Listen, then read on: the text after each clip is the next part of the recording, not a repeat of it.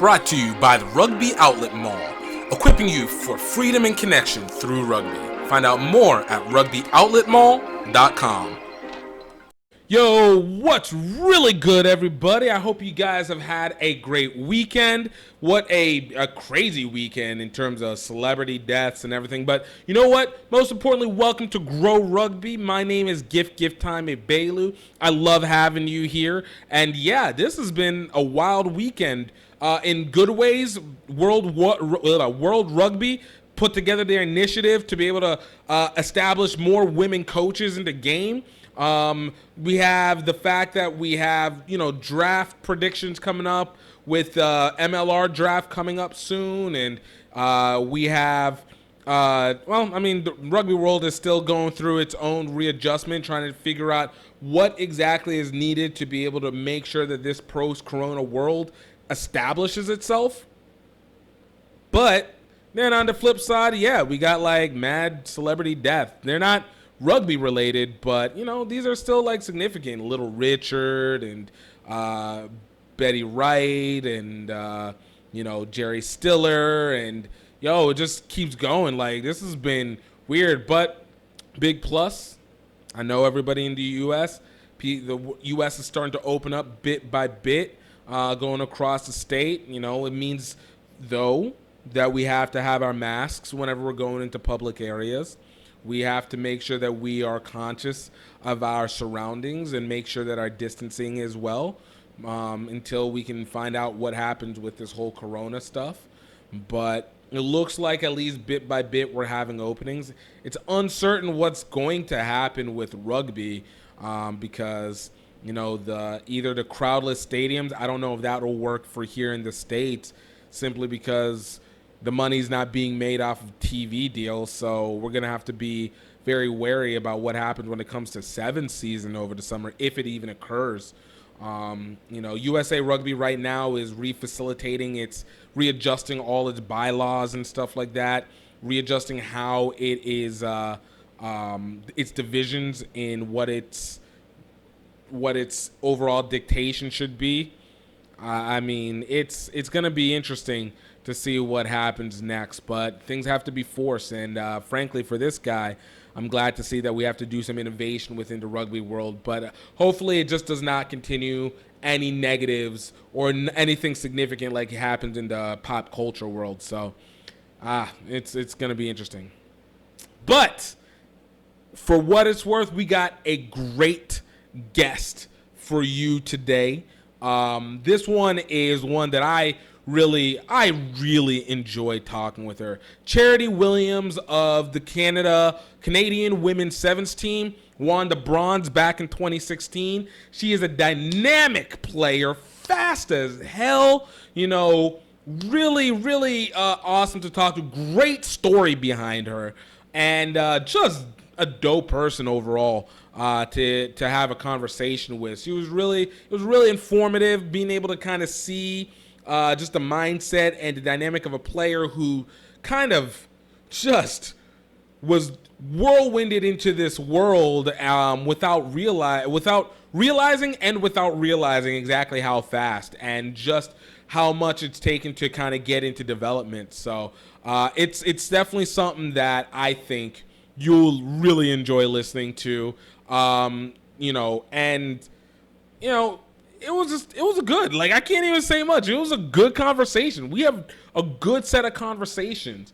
And this conversation was definitely sponsored by the Rugby Outlet Mall. And if you guys can see right here on the video, we have this, it's actually a cutting board made by my guy, James Lagone. He's going to be putting this up in the Rugby Outlet Mall store, so we're going to have it for you soon. And there's going to be stuff more like this and more that you guys can use for memorabilia. Always, as the Rugby Outlet Mall is trying to equip you for freedom and network via rugby. We want to make sure that you have what you need to be able to use your rugby life and lifestyle knowledge on and off the field in ways that you will be able to connect, whether it's through cultural connection, whether through game connection. We want to make sure, whether it's even economic, we want to make sure that we have you set up so that you can prep and be prepared. I guess that's kind of saying the same thing for what the world will have to offer and what you can bring as a rugby or as a rugger at least. So rugbyoutletmall.com, and we got a brand new coupon code for you for all GiftTime Rugby Network, HBCU Rugby, and travel stuff. That is Greaux Rugby. Simple as that. Just the name of the podcast. Greaux Rugby. GREAUX Rugby. And it's going to be 20% off all GiftTime Rugby, HBC Rugby Classic, and travel stuff that is available. So I hope you guys enjoy it. Definitely check it out because we got some stuff coming up. Oh my gosh. Yo, the documentary for the trip to Asia is about to come out soon. You guys are going to want to watch it. I've seen the previews of it. I mean, I experienced it because I was there, but you guys want to see it because this is a story that I think the rugby world absolutely needs. And maybe not even needs. It's just in this post-corona world where we're having to now separate, like to see that we can still connect and find ways to connect in ways that rugby, we may not always realize through rugby, and just in general, it's definitely one to be able to watch. So I'm going to let you guys know when we have an announced release date, but I just want you to be prepared. So Rugby Outlet Mall, coupon code Greaux Rugby, 20% off all GiftTime Rugby Network and HBC Rugby Classic and travel gear on the website. So, yeah. So needless to say, all right, no more talking. I'm not going to hold you guys up forever. I want to take you to Charity Williams, Canadian Olympic bronze medalist in rugby. Let's go. Grow rugby, grow rugby, grow rugby, grow Let go to rock. grow rugby, grow rugby, grow rugby, grow Let go to rock. All right, welcome, everybody. I love what we have today. We got another VIP guest for us today, coming out of the great North, the cap of the U.S., third bronze medalist for the Olympics in her first try. Shows you the beast mode. Canada's only Charity Williams. Charity, thank you so much for just being willing to take the time. Yeah, of course. Thank you so much for having me. So, I have to say, I've 2016 Rio Olympics. Yeah. So much game changing in that. I think that was obviously the first time I think I ever saw you play. And then I think I've seen you over the course of the last 4 years, but definitely the last 2 years playing within Canada Sevens, playing at USA Sevens, etc. But you kind of built yourself into a little dynamo over the last 4 years, almost like that bronze medal just made it gold, made it glow. Yeah, the last 4 years have been crazy. Like, I remember when I went to the Olympics, I was the youngest on the team, and I was just lost. Like, I didn't know what I was doing. I was so happy to be there, but I was like, how do you play? Like, I don't know what's going on here. I was just so lucky to be there. And the last 4 years I've just been building and building. And now I'm kind of this player that, I make a big impact on the field. And it's been such a cool journey.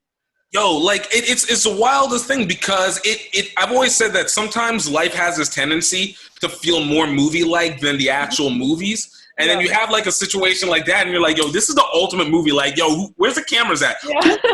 This right now. Yeah, seriously. Sometimes I just can't believe this is the life that I'm living. I'm so blessed. It's unbelievable. Yo, I love it. Well, look, let's kind of put this into the origin story. As any superhero, I like to make sure that there is the proper origin story. We're gonna Uncle Ben this a little bit, but for you, kind of what started you into this rugby journey? What was that catalyst for you? Well, I was a gymnast for most of my life, and when I was around 14, I was like, okay, I want to go to the Olympics more than anything, and gymnastics is my sport. And I realized at a young age that like it wasn't really going to happen for me. Like I did not have the skills, and I accepted that, and I moved on. Wait. So, quick question: when you don't have the skills, because I've also realized that the skills in terms of Olympic and from regular person to Olympic gymnast, and then everybody says they don't have the skills. So was it like you went into the air and then you tried to do like 32 flips and you were only able to get like 29 of them and you're like, yo, I can't do this. Yeah, after 29, I was like, no. This is like, man, my cap. Gymnastics is it's such a crazy sport, and like you have to be super dialed in, and you kind of have to put like all of your time and like everything into it. And I just, I didn't have the resources or really much growing up. And so it was just kind of like, it wasn't really in the books for me. But yeah, so I found out that rugby was going to be an Olympic sport in 2016. And I was like, I have to start playing the sport. And I went to practice, and what was it? I think I went to a practice. We had like a week of practice, and then we had a game, and I made my first try in like the first like minute of the game, and I was like, this is incredible. I love it. Let's do it. Look, whenever you did that, all right, was there this moment in your thought you were like, you know what? Yo, this is cake. Like, I don't even, like, this was already meant for me. Like, it was already called my name. Is this easy? What? Yeah, like, there's, like, especially back in high school, like, if you are, like, mediocre at sport, you're the best. Like, everyone is just, like, the level is just so crazy in high school. So I had, like, this, like, little bit of athletic ability, and all of a sudden I was the star of my team and just crushing it. So like back then I thought, oh yeah, this is a walk in the park. Like I got it. And then, I graduated up to the national team. I was like, oh my God, just like thrown into the deep end. It was like learning rugby all over again. It was crazy. Oh, wait, so I read somewhere that you were like 16 whenever you got onto the national team initially. Yeah, I was really young. Yo, no. There's really young. Oh, I was like 20 years old, and I was like, no. You were a baby. That is wild. Like, yeah, it was really crazy. So, like, what was that process? Because I mean, we're talking about a massive jump here, and coming from high school, I know Canada has really great high school programs, but to go, hey, I am I think, 14, 15-year-old high school player to, oh, yeah, I'm going to start running with the international people. These ones that have been, like, working for, like, a decade to try and get to this point. I was, a lot of the times I was in the right place at the right time. Yeah. I did work really hard. I loved it. I was passionate. But, yeah, I played in high school, and I did a season of provincial rugby for Ontario. And in that, we only had pretty much one tournament that, envelops the entire year. And in the summer, we had that tournament in Vancouver. And I got scouted by the national coach, which is John Tate, and at the time, our SNC coach, which was Dana Agar-Newman. And they did some tests. I think I did like a 40-meter sprint. I did some jumps, and that's honestly it. And they were like, okay, let's go. I was like, oh my gosh, okay. So like, I never even played sevens before, ever. Real. So everything had been 15. So it was just, I have to assume that it just felt like a lot more open space that you had. I definitely was able to run more and like showcase a lot more of my skills. But it was like, I had no idea what was going on. Like even when I got scouted to the team, like I still didn't really understand the gravity of what they were telling me. They're like, hey, like you're going to get on a plane, move to Victoria, you're going to be carded. And I was like, what? Like, what does that even mean? So nuts. That's so interesting because it's one of those things, like we always talk about here in the States. Like there's always been this concept of the pay-to-play system, where it's like, yo, if you want to go to the camps, pay this amount and you get to go to the camps. You go to the next level, you pay this amount. And it becomes so much more of if you have the resources as opposed to if you have the talent. So it kind of pulls away from, I think sometimes from how deep it can go. So to be able to say that you were able to have that opportunity, and I'm also making the assumption that you didn't have to pay necessarily to go to each of the camps per se, or something to that effect. I don't know how Canada works. I don't know how you guys work up there. Yeah, we it actually rugby like at the like lower levels is actually a little bit expensive, and like I was lucky enough that I have never played to play, but a lot of my teammates growing up and going through the ranks have paid, and the only reason I didn't pay was because I literally could not, and I was like I told the coaches like either you help me pay or you pay for me or I literally cannot play for you. And I got a lot of people stuck their neck out for me and sponsored me and helped me out a lot, and so you know it's tough. Like a lot of kids don't have the resources, don't have people looking out for them, don't have anything, and miss so many opportunities. And I was so lucky to have, somebody helping me and letting me like level up each time, because I wouldn't have been here if I didn't have those people, because I definitely could not have afforded to play rugby in Canada. So yeah. And so you know what, and it brings it to that next point of where it always comes down to. It's like how our opportunities and networks are able to be developed. But I'm gonna get to that a little bit later, but I still want to kind of touch through this legitimately miraculous journey that just occurred. That clearly, now I understand, was supposed to be compelled. Apparently, this was you were predestined for this. So we're gonna jump into this all the way. Oh my God, it's nuts.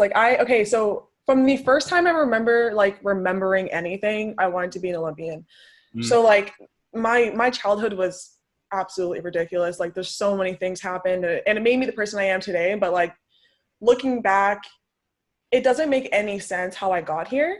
But I feel like I always knew from forever that I would be here. So no matter what I went through, my journey never changed. I never kind of fell off or anything. I always wanted it so much that regardless of what happened, I ended up at the same spot, which is it's nuts.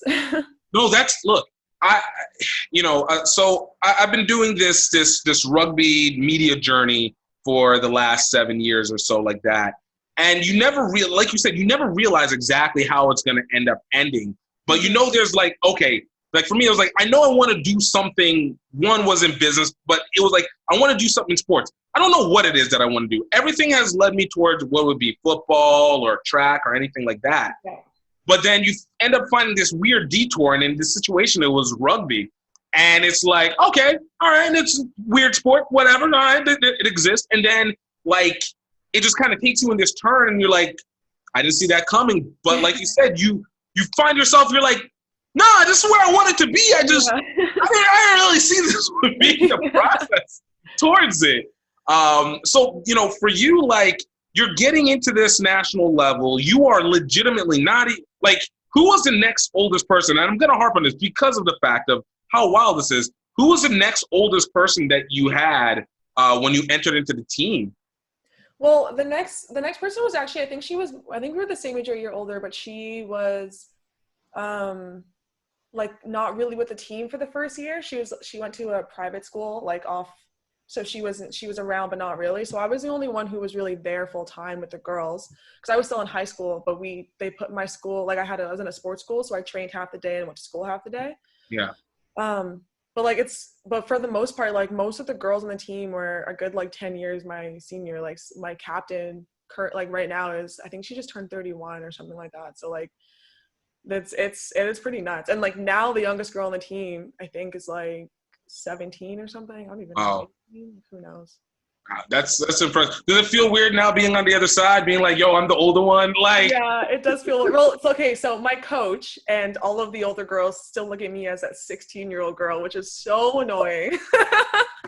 But everyone else is oh my God, I want to be just like Charity. And I'm yeah. And everyone else is okay, chill. I remember when she couldn't pass. It's look, she's forever little sister. Yeah, calm yourself. Calm yourself, all right? Yeah. It's wild. Again, you see that changeover, and it's a maturing process. So you going into you come into that first game. What was your first international game like for you? Because obviously high school, out the blocks, it seems like you were able to take it. Yeah. Oh my God, my first game, that would have been in 2015. So I was on the team for a year before I traveled with the girls. And I think it was in Brazil.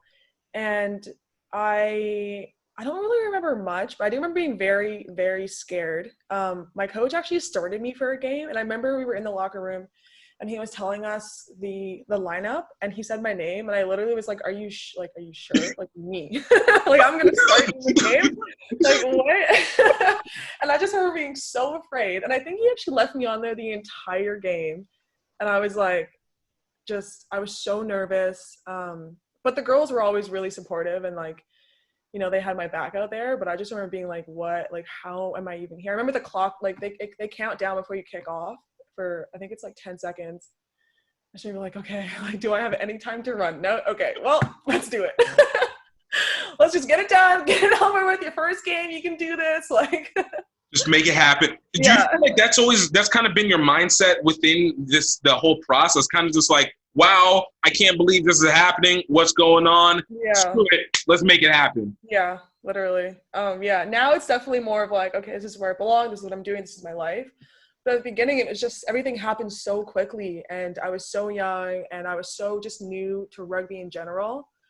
And I was like, how did I get here so quickly? Like, I made a plan in high school, an 8-year plan to be on the team, and I was in it within 2 years. And I was like, what? I was like, oh my God, I'm not prepared for this.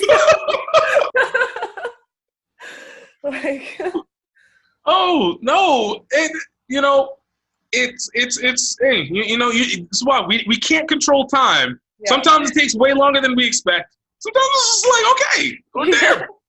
But so the other thing that comes into it then is not only are you on the team, now when it comes to travel, now had you been able to travel prior to that? I mean, outside of the Canada area, like. Yeah, no. Before I moved, like I was a member on the team. I'd been to Jamaica only because I'm from there. I have family there and stuff, like once or twice. But Speed is making sense now. yeah, yeah, comes from somewhere. But other than that, like I'd never seen any of the world, and all of a sudden I'm going to like a country every couple of months. I'm in a new country. Like, it's like, what the heck? How did that change up your worldview?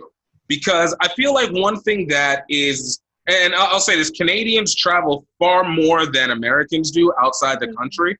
But like, for your perspective of the world, like, what did international travel do, like, in the myth and facts kind of portion, or did it have an impact at all in that manner? Yeah, like the one thing I do know is it definitely made me feel more strongly towards like my home and just Canada in general. And I really appreciate everything that we're offered and given here. Even the people who don't have much still have so much more than all other countries. And that's something that I think people, don't really realize how lucky they are to be born here. But other than that, like, it's crazy what the media puts in your head about other countries. And when you finally go there and you see these people and you see how they live, especially because we do play in a lot of in a lot of really poor, poverty-stricken countries, and you just see how these people are struggling and like they need so much, and like you want to give so much, but like you literally can't. And it's like, it's so crazy. Like, I've never seen, especially when we go to like Dubai, it's like literally one of the richest countries in the world, but there's so much poverty there, and it's like unbelievable. Like, you just can't imagine how somebody could have so much and so little, like 20 feet away from each other. The disparity is wild. Yeah. Disparity is absolutely wild. Yeah, it's very crazy. But so, you get through this internet, your first game, and you've matured into it. All right. Mm-hmm. So the process of you going from, hey, this is my first game 2015, and I have the Olympics in 2016. Yeah. Yeah. Who are you? Yeah, this is the thing that's actually quite funny. It's funny now looking back, but it wasn't at the time. But I actually got cut from the team shortly after that first tournament. I went on one tournament that year in 2015, and I got cut like 2 months later. And I was like, no, like, this is not my story. Like, I am not ending here. And I mean, for the most part, the reason why I got let go is because I was really young. I didn't know any better, and I think I had such a hard time in my life previous that I just got on the team, I kind of like took a little bit of a break mentally, I think. And it really, and I wanted it so bad, but I was also really tired and I was really young and not mature enough to be amongst all those, you know, everyone who had been battling for so many years to be on that team. Right. So I think it just took me a little while before like I kind of, you know, built my own confidence and whatever. Essentially finding yourself, like. Yeah, literally, yeah, exactly. And it's so hard because you have to be like you get on this team and yeah, you're 16, but you're amongst people who are twice your age and you just have to be ready. And it is kind of tough in that sense. Now we have a lot of programs like Maple Leaf programs for girls and academy programs for girls coming out of high school to like kind of transition into that. Before it was like, okay, you're in it, like figure it out. And you're like, oh my God. Let's go. Just rip the Band-Aid off. Let's go. So yeah, I got let go and I got let go, I think it was the Olympic year. I got let go and I pretty much trained on my own and with one of my coaches who was nice enough to, you know, train me on his spare time. And I did that for 6 months. And then I got recarded in January. And like all of a sudden I was going to every tournament after that. And then I was selected to go to the Olympics. And it was like, I was just kind of trying to get back on the team. Right. I wasn't like really thinking at that point that I was going to be an Olympian because, you know, I'd not been on the team previously and it was just this crazy journey. And I was only 19 at the time. So I thought, yeah, it's probably not going to happen. And then it did. And I was like, holy crow, like this is the story of my life. Like, make it happen is good. But that's the thing. Like it is, you know, and it's still early in the story, but it's just like, it's so interesting how much of it was situational. That's definitely one. We can't take it off the table. But force of will, like of just like, yo, I'm sorry, you guys are gonna have to deal with me. Like I'm not cut from the team. I'm momentarily taking a break from you guys so I can get myself together. But just know, you didn't cut me. I moved myself over there.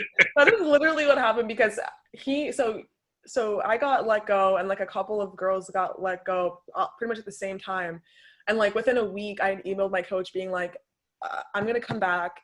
Can I come join practices? And he was like, I guess. And so I like came to our practice once a week and I had to get a job because obviously I wasn't getting paid anymore. So I was like working part-time, practicing.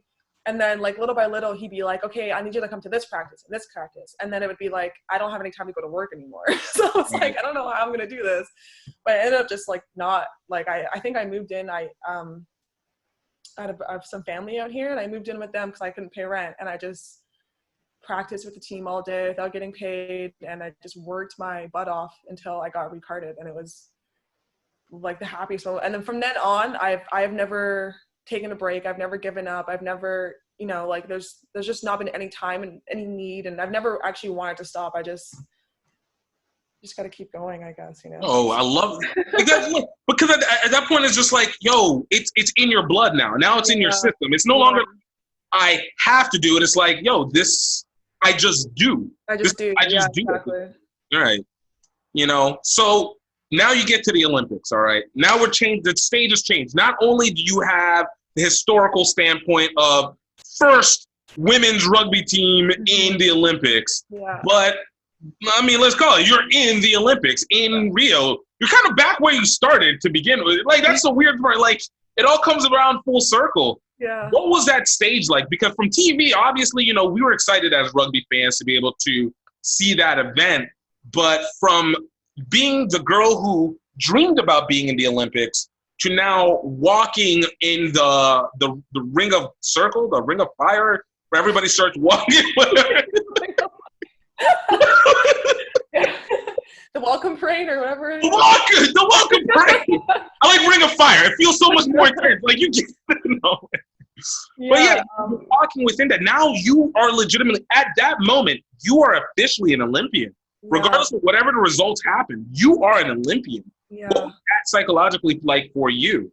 It was insane. I just like it felt like my life had flashed before my eyes. Like I had every memory ever. And it was just like coming through in those moments because every time something terrible happened or, you know, I fell off my way or whatever, like I was just, you know, I thought this is where I was meant to be. And then I was there and it was like, like, oh my God, like finally I've worked so hard for this and I'm finally here. Yeah, it was just incredible. And like, the one thing I remember thinking is, like you said, like at this moment, regardless of what happens, I'm an Olympian and I will always be an Olympian no matter what. And my children can say that their mother was an Olympian. And I just think that is like the coolest thing. And it's like, it's always been something that I think about, like honestly all the time. Like, and I got this nice little ring that I wear on my finger every day and it just reminds me, and I obviously have the Olympic tattoo because why not?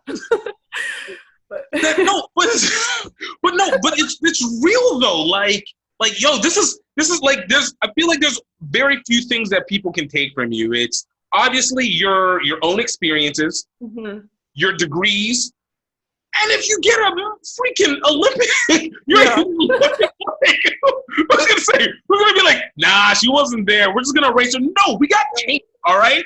Yo, we got proof, but it's now becomes the echelon. By the way, I absolutely appreciate the fact that you have OLY at the end of your name on Instagram. Like everybody has the PhD, your MD, yo, you got OLY, and it is earned.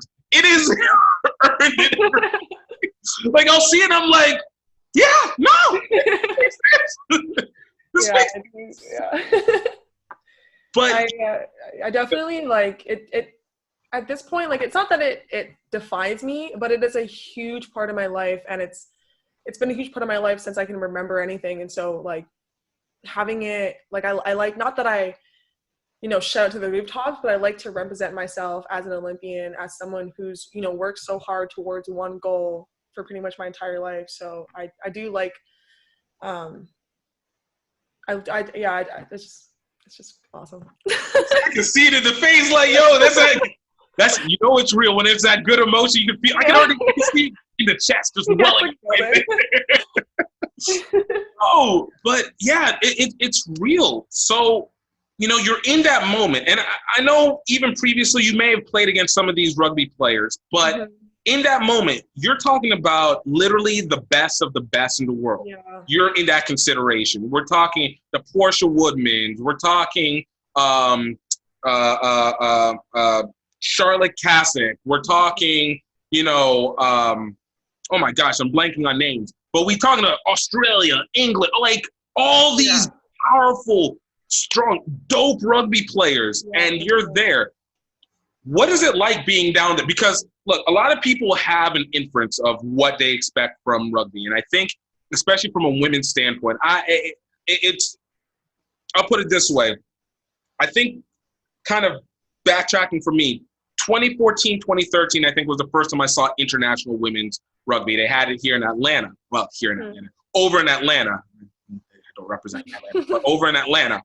And so, like, when you saw it, it was like, I don't get how anybody underestimates this game. I've never seen anybody, so many people, like, even in the guys' game, I can see sometimes people lagging. Like, it's whether it's a competition or other, there's a lag where it's like, I don't have to do that much. Yeah. But whenever I'm watching the women's game, there's no doubt that one, everybody puts everything into it, but two, like, everybody's fast. Yeah. Everybody's crisp. Everybody's tackles hard. And it's just like, no, this is a thing of beauty to watch. Like, everybody's going. So, you know, on the field, whenever you're a part of it, what is that like? Like, is it, like, what is it like? Paint me a picture. It's tough. Like, and you do, like, you know that these are strong competitors. Like, you know, rugby is at a place before, like, back in 2014, 2013, I'd say there was like a couple teams that are at the very top, and there wasn't much movement. Like, these were the core teams and that was it. But now the game has grown so much, thankfully, that it is a competition amongst 12 teams. Every time you go, like, you just do not know what's going to happen. Like, it doesn't matter who won last, who lost, whatever. Like, it's an equal game amongst everyone. And so it is hard. And it's like, you know, I think the biggest thing is that you have to go on the field knowing that you are going to win. And you can't let, you know, someone's last tournament or someone's win record scare you or whatever, or someone's speed. You have to act as if you are the best and there is no one else you can be. Because if you don't have that mindset, like, it's like you don't know what's gonna happen. Right. And that's something that I've always believed in. Like, not to say that, you don't give other teams the respect that they deserve, but you have to put yourself in a position that, you're going to come out on top. So. No, and I think that's because it's we always know when it comes to playing, it's psychological first, physical second. Yeah. That mentality sets up. And when you're going and chasing down someone like Emily Scarrett on a breakaway run, like yeah. I mean, too, and like also like at this level, like everyone like physically is the same. Like you're not gonna get here by not like everyone is at the same level. It's that little 1% that separates you, and you have to tap into that. So. And so, for you, what was that setup motivation? So I know you have it in terms of force of will, but is there something like when you get to that moment, in time, game time, where you're just like, all right, this is where I'm tapping into today. This is what I'm tapping into, and I'm gonna make my attack. I'm gonna make my breakaway. I'm gonna go 110 meters across the field for a try in the most impossible kind of try. Yeah, I definitely like before a game I write out my goals and stuff and things that I want to make sure that I deliver for myself on the field. The biggest thing is just like I want to be the best I can be for my girls. Like, if Rec Sevens is just such a fast-paced game that if one person's off, like it does really affect the entire field. And so like for me, and I think if I could speak on behalf of my team, is like we all want to be the very best we can be in that moment and every moment of that game for each other. And that's kind of how I think that we push through and often like, play really well and come out of like the most ridiculous scenarios. Like there's so many times where we're battling back and, we score a try in overtime after like 2 minutes or whatever, And so I think it's just like, we mostly do it for each other. The pain that you see in each other's faces, like at the end, if if we don't make it, like nobody wants to see that. Nobody wants to feel that. So we just try to fight for each other as much as we can, honestly. And that's kind of what gives me, and I think most of my team, that drive to keep going and make those tackles and make those runs and run even when it's burning, like, and we just try to pick each other up. Like I know there's times when, someone just gone on a really long run and I have to be there to make a tackle and I'm like, and someone's like, yo, like, can you go take that for me? Like, yeah, I got you, or like the other way around, I'm like, I can't make it, like, you gotta go. And I'll just be like, all right, don't worry. Like, just they'll take it. Like, someone's gonna take all that shit on their back. Sorry, excuse me. Yo, that's real. Again, it's real, and again, it is that it creates a force of will. You have to have that. You have to be able to use that. So, okay. So almost done with the origin story because now I get to go to the question that I really wanted to ask. But I want that we understood. And because once you guys have gotten that bronze and you guys have essentially etched yourself in history, like it's more than you just being an Olympian. You guys got the bronze medal. You guys are the first medalists in rugby in the Olympics. Yeah, in women's rugby in the Olympics. Really cool. Not like we were also the first Canadian team to medal because unfortunately our men's team in 2016 didn't qualify for the Olympics. So we were the first like Canadian team to be in the Olympics and to medal, which was just unbelievable. Wild. Yeah. That is wild beyond, like you've already etched yourself into Hall of Fame just by that factor alone. So, no, it is done. So it shall be written. Yeah.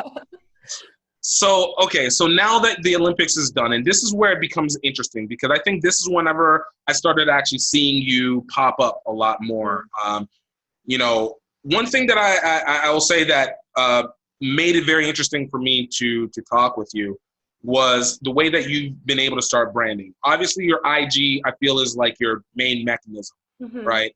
And it's where it seems like you tell your most story. For you, what is it that you are, what is kind of the message that you like try and make sure that you're showing within your sketches? Because you kind of bring a breath. It feels personal, it feels empowering, it feels inspirational. Like for you, is there a direct method of posting or direct purpose for posts that you have? It's not like Yeah, I think I definitely like to showcase, what makes me happy and like kind of what just things that I do throughout the day and throughout my weeks and stuff that just kind of bring me joy. But there's a message that I try to deliver often is mostly, towards young Black girls and boys, honestly, is that they can do absolutely anything they want and they don't have to be locked into a box. Like I feel a lot of young Black kids are these days. And I think that's my biggest message is that you can be whoever you want to be and you can get anywhere you want. You just honestly have to work hard. It's work. It's not going to come easy. You do have to work, but it can happen. And I think that's something that I've always strived to share with my followers or people or whatever. So yeah. And also like, people's bodies and stuff. I always remember getting bullied when I was younger for being strong and fit and, looking like a boy, I guess, whatever. And now I like to deliver the message that you can be strong, you can be fit, you can be sexy, you can be whatever and, still be great. You don't have to feel bad about yourself or, I feel like my strength, my body is my superpower. It's what's gotten me to where I am. Like I'm so lucky to have like this genetic ability. And I feel like people get pushed down for looking different when it's honestly like a freaking superpower. Right. It's so awesome. So yeah. I had that same conversation with Angie Elena with the Swiss team. Mm-hmm. Kind of has the same kind of concept that you have. And she said the same thing. It was like, look, we're trying to be able to show that you can be woman and there's multiple forms of being able to do it and you should be proud of it and you should be strong. Yeah. And, a lot of times it comes within, well, I think we always say controversy creates the most attention. Mm-hmm. And the best way to do that is in things that will attract it because of the fact that it makes the message powerful because you preach what you act on what you preach. So I like that you have that instance. And then the other fact of it is, when it comes to young Black kids, like that one, especially in a sport like rugby. Like I remember whenever I first started doing rugby and, for what it's worth, like I like to call it the Tommy Boy rugby from the movie Tommy Boy, where it was like the perception of the rugby player was, it's the crazy white boy who just likes to run into stuff and I don't even know why, because this is only a white folks sport. Like it's just that reiterating factor. But then like you start to step out and then you get like the fraternal network element that comes with this sport, which is super weird on its own, comparatively with other sports, I think. And then the next part is then you go international and it's like, there's so many opportunities that can be taken because of the fact that this fraternal network also works with this wide-ranging global reach. And it's like, why aren't we tapping into that? Like, and not from just, an athletic level, but also from an executive level, from a logistics level. Like it feels like this is something that's it's old, but it's young in its actions, if that makes sense. Yeah. Rugby too is like one of the fastest growing sports in North America right now. So like people are just like jumping onto it because it's so successful and it's so much fun and it's literally something that everyone can do no matter your size, whatever, like male, female, like everybody can play rugby. There's literally a spot for everyone. And that's one of the reasons why I love the game so much, because it's so inclusive. And yeah, it's just such a great game. Great game, great culture. Like it's real. And it again, I've always been a big believer. All sports have their own element to it. Yeah. But I think whenever it comes to the combination where it's not just if I'm with my team and this is my people and that's solely it, and we work within this dynamic, it feels that regardless. And I want to ask, when after you're playing your opponents, like what's your interaction with these other women that you've played against? Like, have you created relationships with them? Or is it kind of just like, we play and then we kind of go our way? Like, how has that worked for you? How have you seen it go on the bigger scale?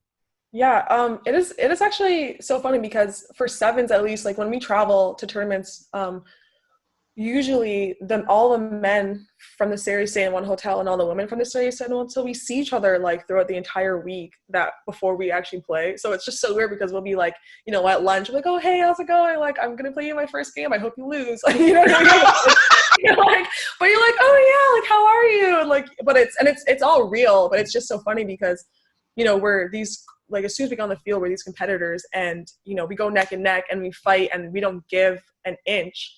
But then we'll sit down and have a drink at the end of it, and it's Right. just a weird community. Like, it's so weird. Like, yo, aren't they supposed to still kind of hate you after? Yeah, I mean, like, I personally, I'm like, yo, you know what? It's good. I'll stay here. You stay over there. But like, so some of my teammates, a lot of my teammates have actually made a lot of connections with a lot of the other teams.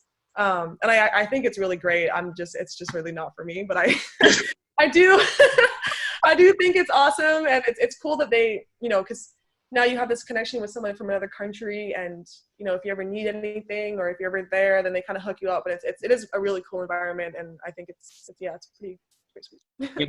And so kind of even within that connection, as you've started building your brand, I've seen you in more and more articles, everything like that. Like, have you started looking at what it means for the future? Obviously, game to game, there's always something, but for you, now that you are more of a veteran in this, have you started kind of looking at, okay, this is what I want my legacy to be. You know what your legacy wants to be on the field, but do you know if you've kind of started looking at what you want your legacy to be kind of off field as well? Yeah, like I It's okay. You can take your time. Take your time. The heat is on. know, like, oh my God. Well, I mean, okay, so I've obviously, my dream has always been to be an Olympian, but because of the way my life has gone, I also really want to help people. And so one of the biggest things that I love so much about where I am is I have a huge platform that's only getting bigger and bigger. And I love that because I can reach out to so many different kinds of people. And the one thing I wanted to do, post rugby or post my career in sport is to just help like young individuals, youth, kind of find their way and stay on a path, or find a path in general, and just not get sucked into whatever it is that's pulling, maybe where they live or who their friends are or whatever it is, what they don't have. I've always wanted to help people and give people the tools and the resources that I was so lucky enough to receive when I was in a very unstable position growing up. I actually just got accepted into school this morning. Congratulations, Yeah. buddy. Yo, all my applauses. Yo, congratulations. Yeah, I got accepted into school this morning for a child and youth program. So yeah, it's just kind of like just building the little boxes of what I want to put my life towards post sport, I guess. No, like, dude, I'm always in favor of everybody getting their education, but I especially love the fact whenever it's something that is going to lead to an impact larger than oneself. Mm-hmm. And to be able to say, like, you said child development? Yeah, child and youth. Child and youth, like, again, you're starting with the core. You're starting with the base, and that's so awesome. And it changes the perspective. So one way or another, big congratulations, Charity. Thank you. I'm so happy for you. I don't know if that means anything, but I'm so happy for you. So, I love the fact, and so for you, kind of last questions, like you said, you've had a lot of opportunity, and for you, it's been developing within this network. Like, how do you feel that you can kind of begin to maybe help, as you want to be able to help others kind of interact into sort of the network that you've had, and kind of figure out how to be able to create that connection where they can be able to thrive and develop? Well, I feel like the first thing and the biggest thing is just, showing people that it's possible, and showing people that there are resources out there. You just have to, pretty much find them, or kind of put yourself in a position where like you can come in contact with someone who can help you. And I think Right now I can't really do too much because I am, 100% committed to my current career. But I think the biggest thing that I'm doing right now to kind of set that up for the future is just putting it out there and showing my story and telling people that it is possible. And if I could help, one person by sharing my personal journey with the world, which can sometimes be a lot, but whatever, I'm so happy, So I just, yeah, for right now, it's almost really as much as I can possibly do because I can't really be where I want, because of my career. But I am always looking for ways to help and just ways to be there for my community and my friends. I always think about, if I had slipped through the cracks, like my whole life, like I can't believe sometimes I'm here, I'm living in my own place, like I have, like I have a job, like I have a career, and it's so unbelievable to me. And there's so many people that I grew up with who are in a different place than I am, and some people who are in jail, some people who are dead, some people who are on drugs, all this stuff, and that could have been me, and that scares me. And it makes me want to help so many people, to show them that you don't have to go down that path. And like, there are so many people who really want to help. You just have to want to almost help yourself and to want to find those people. So, yeah. That's real. Look, one thing that we do down here every year is called the HBCU Rugby Classic, Historically Black Colleges and Universities Rugby Classic. Yeah. And, try and get all these high schools, particularly, Black and brown kids, coming down to be able to play. Anybody can play, but primarily it's, Black and brown. So look, in one of these years, because we have to cancel it for this year for very obvious reasons. Yeah. But, if there's a chance to be able to get you down and to be able to talk with them, we're talking about, 200 high schoolers and college students and adults and whatever. But, I'd love to be able to have you come down, just kind of, talk to them, let them know what's up, tell your story a little bit more, and just get into interactions. So, because I think it means a lot, as with your story, as a woman, as a Black woman, as a young Black woman on the rise. Like, there's so much. Plus, clearly, you're blessed and highly favored. So we may as well try and see if we can tap into some of that over. Yeah, I would love that for sure. If there's ever an opportunity, I'd totally be down. No. Well, look, Charity, I really appreciate you taking the time. Thank you so much. Where can people find you? I always keep forgetting to tell people that. Where can people find you? And, if anything, maybe ask or at least be able to watch your journey. Yeah, you can follow me on Instagram. My name is Charity Williams. Come on, finish the full name. Finish the full name. Why are you cutting it off? Get the full title. That is it. At Charity Williams is 2 S's.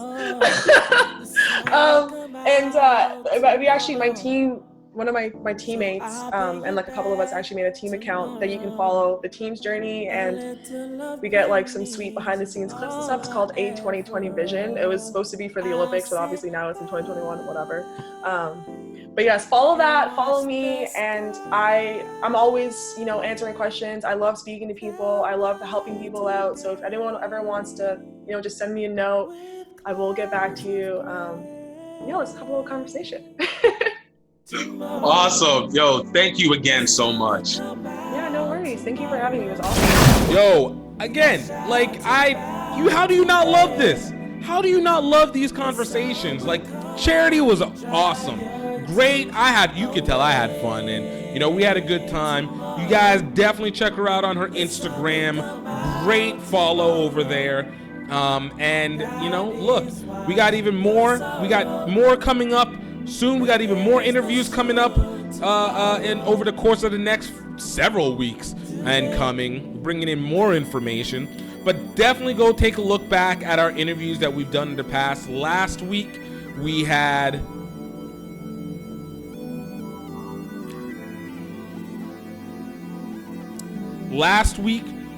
Saifuddin Safir from Morehouse College. Previous to that, we had Blaine Scully, USA Rugby, Leicester Tigers, Cardiff Blues. We had Chisa Ebelu on it with Pedal, getting you ready for world as an athlete in either economically or in academics. Angie Elena from Switzerland, Naya Tapper, USA Rugby Sevens, Raheem Vital and Mike Toussaint from Prairie View A&M, Phil Thiel, former USA Rugby, Dave Rhymes, USA High School All-American and Atlantis Rugby player, and Tiana and Kyle Granby of Roots Rugby. Guys, check them out. Great interviews, great listens, dropping gems all day. You guys don't want to miss any of it. It's here. Check it out. Share it with your friends. Let them know. I love giving this to you guys. I love getting to have these conversations, and I hope really you guys are enjoying it too. I just want to make sure you guys are getting value, knowing that there is so much in the network and freedom of opportunity that we have while we get to play this wonderful, or get to be a participant of this wonderful sport. But needless to say, I've said this a lot, needless to say, I hope you guys have a great week. I hope you have a great one. I'll check you guys out next week, Tuesday. Sorry, last week was late. You know, it was my birthday last week, Tuesday, and I ended up just posting out on Wednesday. But I have no more birthdays until next year, so we should be good. I can't wait to see you next week. You guys tune in, check us out on GiftTime Rugby or HBC Rugby Classic, and definitely check out rugbyoutletmall.com. You guys have a great one. I'll talk to you later. Cheers.